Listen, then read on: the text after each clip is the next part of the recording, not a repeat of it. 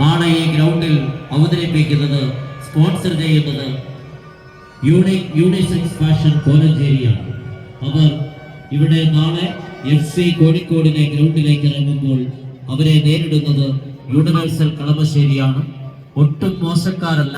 കഴിഞ്ഞ വർഷം മികച്ച പ്രകടനം കാഴ്ചവെച്ച ടീമാണ്. മികച്ച താരനിരയും വിദേശ താരനിരയും അവർക്കുമുണ്ടാകുമെന്ന് നമുക്കറിയാം.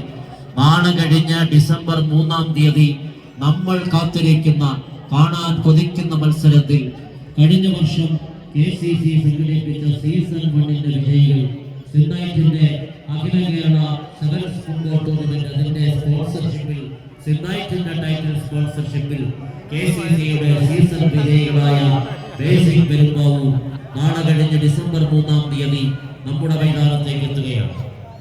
അവരെ സ്പോൺസർ ചെയ്യുന്നത് ലൂക്സ് ലോഞ്ച് യൂണിസെക്സ് കോലഞ്ചേരിയാണ്.